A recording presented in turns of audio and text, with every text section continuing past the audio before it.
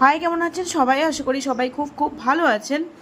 আমি সাধারণত যেই ভিডিওগুলো বানাই ওগুলো একটু বড় হয়ে যায়। আমি বুঝতে পারি অনেকের হয়তো পুরোটা দেখতে অসুবিধা হয়, বাট কিছু করার থাকে না। টপিকগুলো এমনই হয় যেগুলো ডিসকাশন করতে একটু টাইম লাগে। বাট আজকে আমি একটা ইউটিউবে শর্টসের মাধ্যমে আপনাদের একটা বিষয় ক্লিয়ারলি বলে দিতে চাই। আর যদি আপনাদের মনে হয় এই শীটটা আপনাদের প্রয়োজন, আমাকে অবশ্যই করে কমেন্ট সেকশনে জানাতে পারেন, আমি আপনাদেরকে শেয়ার করে দেবো। আর অবশ্যই করে কমেন্ট করার আগে একটা লাইক অবশ্যই করবেন, আর যদি মনে হয় অন্য কারোর প্রয়োজন শেয়ার করে দেবেন। দেখুন, আজকে যেটা নিয়ে ডিসকাশন করব সেটা হচ্ছে এই ইএফআই কিট। আমি জানি যে অনেকের কাছে এটা আছে, অনেকের কাছে নাও থাকতে পারে। যাদের কাছে নেই স্পেশালি তাদের জন্য, তারা কিন্তু দেখুন এই ইএফআই কিটে এই শীটটা কিন্তু অবশ্যই করে আপনার ইএফআই যে কিট বক্স আছে সেখানে রেখে দিতে পারেন, ভাঁজ করে রাখুন, বা সেখানে যদি রেখে দেন, বা ইএফআই কিট যেখানে রেখেছেন সেখানে যদি সুন্দর করে এটা রাখেন, তাহলে আপনার সুবিধা হবে কোনটা আছে কি কোনটা নেই সেটা বুঝতে।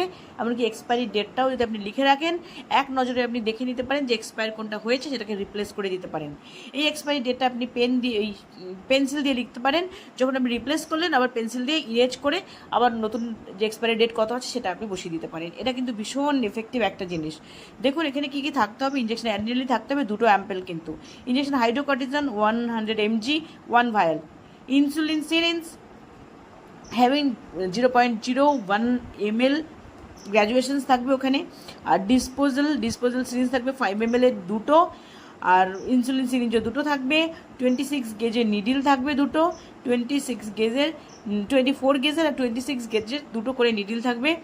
আর স্ক্যাল্প মেইন সেট থাকবে, জেলকো থাকবে, tablet paracetamol 500 mg, IV fluid ডিঙ্গাল্যাক্টিন নর্মাল স্যালাইন এর প্লাস্টিক বোতল থাকবে 1 ইউনিট করে, আর আইভি ফ্লুইড যেটা 5% ডেক্সট্রোজ প্লাস্টিক বোতল থাকবে, এটা একটা সেট।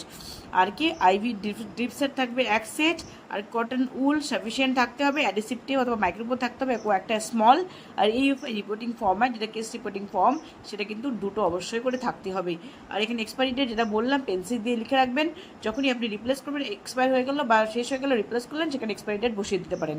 এটা ইরেজ করবেন আবার বসাবেন। এই শীটটা আপনারা কিন্তু প্রিন্ট আউট করে অবশ্যই রাখবেন, তাহলে এটা আপনাদের জন্য খুব হেল্পফুল হবে। আশা করি ভিডিওটা এফেক্টিভ হবে, আপনাদের কাজে লাগবে। যদি ভালো লাগে অবশ্যই করে একটা লাইক করে দেবেন। ওকে, বাই, দেখা হবে নেক্সট ভিডিওতে।